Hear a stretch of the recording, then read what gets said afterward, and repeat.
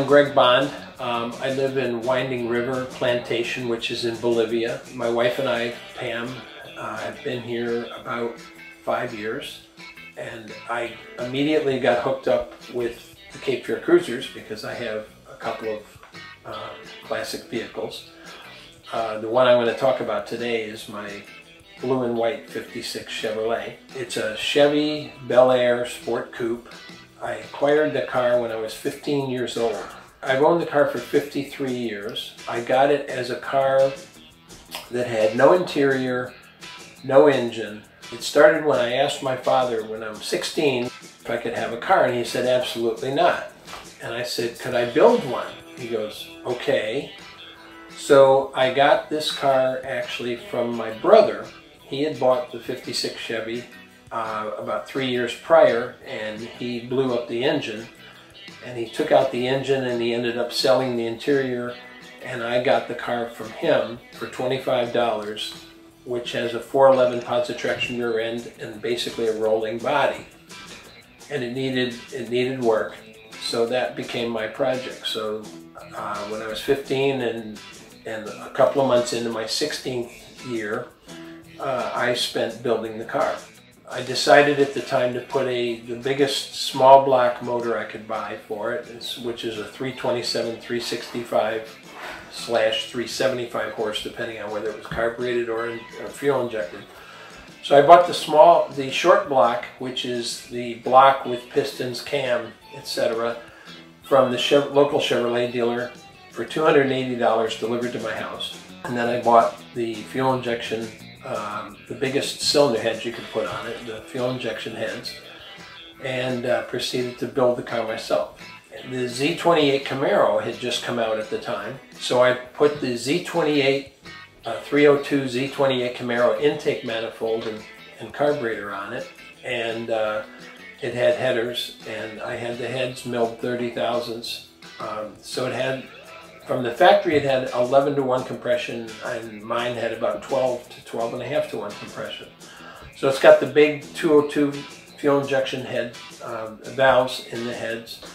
So it was quite a fast car. It probably had ballparking about 420 horsepower, and it had a 411 gear, and it has a 4-speed Borg-Warner trans.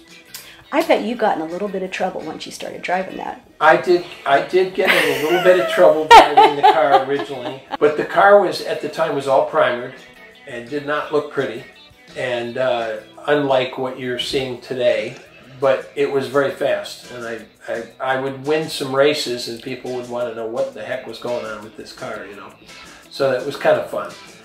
So there's a little bit of a story. I had the car all through high school and college, and met my wife to be, and we dated in that car, but I ended up selling the car to buy my wife's engagement ring. It was a sad day to see it go, and by this time it had a nice all blue paint job on it, and it was all I could afford to do, but I had done the body work and it looked really nice, and the interior was very nice. I sold the car and bought my wife's engagement ring, and about a year and a half after we were married, I wasn't really looking for this car, but I was kind of getting interested in looking at cars again.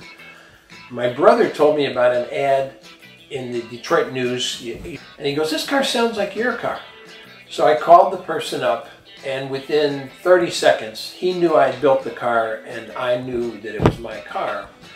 And what had happened is he had bought it from the guy that I had sold it to, and he said, "You have to come out and see this car." Well, I had no money, and my wife and I had an agreement. Anything over $100 we had to agree on.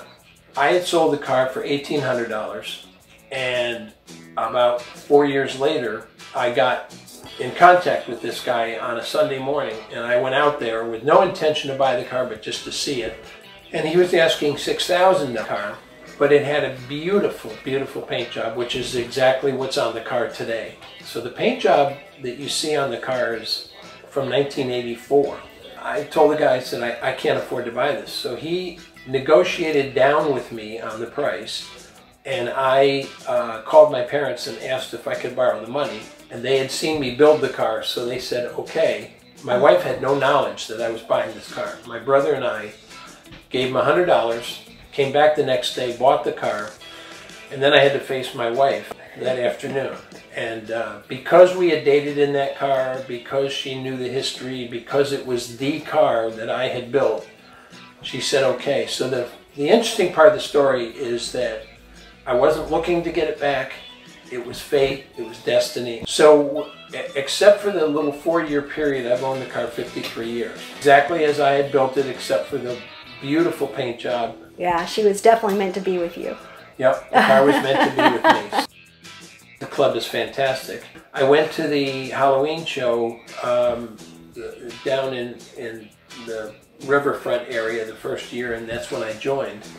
And got to know the people real well, and now I'm one of the directors in the Cape Fear Cruisers. The people are wonderful, but the most important thing about the club to me, and one of the main attractions beside the fact that there's cars and there's great people, is the charitable part of what we do. I mean, kind of why we exist. And the main charity that we support is the Brunswick Toy Run.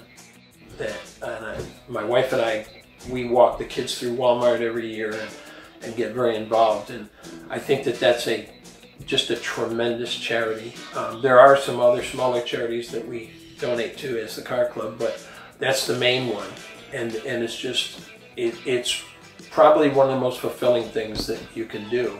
And that's what I think really drives most of the members. Well, thank you so much for your time today. Fantastic car. Thanks. I enjoyed it.